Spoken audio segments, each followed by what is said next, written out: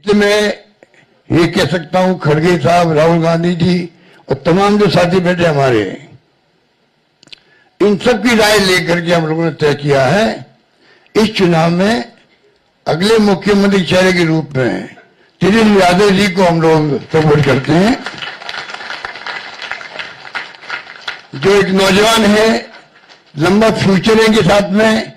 और मेरा अनुभव से मैं कह सकता हूं, जिसका लंबा फ्यूचर होता है पब्लिक उनको साथ देती है। ये नौजवान है, कमिटमेंट रखते हैं। पिछली बार भी जो स्लोगन दिए थे, नौकरी के दो या कोई दो, या जो वादे किए थे उसमें खरे उतरे। ये ऐसा व्यक्तित्व आपके सामने नौजवान के रूप में आया है। सोच समझ के सबने फैसला किया है। ये नेता के रूप में उत्तरंग मैदान में राहुल गांधी जी ने मिलकर जो यात्रा करी थी, बड़ा इम्पैक्ट है। आने वाले वक्त में इनके अलावा राहुल जी भी आएंगे और नेता आएंगे, प्रियंका जी भी आएगी, सब नेता आएंगे। और हम सब जो बैठे स्टेज पर, सब मिलकर संकल्प किए हुए हैं कि जो हालात देश के हैं, देश हित के अंदर और देश चाहता है उसके अनुसार हम चाहेंगे कि बिहार में ये जो लंबे समय तक नीतीश कुमार जी रहे हैं सत्ता में, अब कुछ कर नहीं पा रहे। अब तो हम पूछना चाहते हैं अमित शाह जी से, इनकी पार्टी के अध्यक्ष जी से, क्या बताइए, हमारा नेता तो हो गया तेजस्वी यादव, आपका नेता कौन है बता दीजिए। इससे काम नहीं चलेगा कि नीतीश कुमार के नेतृत्व में चुनाव लड़ा जाएगा। अगला मुख्यमंत्री का उम्मीदवार आपका कौन है, ये उनको बताना पड़ेगा। ये हमारी मांग है। और मांग क्यों है?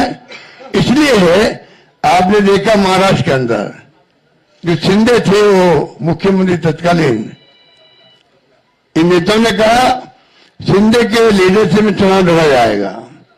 मैसेज दिया गया ये मुख्यमंत्री बनेंगे, और बाद में मुख्यमंत्री बना दिया और किसी को। यही बात लागू हो रही है। अमित शाह जी आए, कैसे चले गए? हम चुनाव के बाद में तय करेंगे मुख्यमंत्री कौन बनेगा हमारा, पर नीतीश कुमार के नेतृत्व में चुनाव लड़ा जाएगा। तो महाराष्ट्र का एग्जाम्पल सबके सामने। इसलिए मैं इतना कहना चाहूंगा कि चुनाव में हम लोगों ने सोच समझ तेजस्वी जी को घोषित किया नेता। साथ में सबकी राय बनी है कि जो हमारे अन्य पिछड़ा वर्ग के साथी हैं,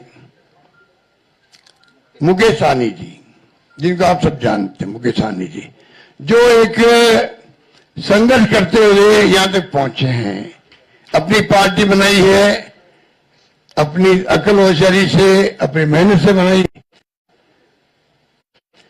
कि जो हमारे अन्य पिछड़ा वर्ग के साथी हैं,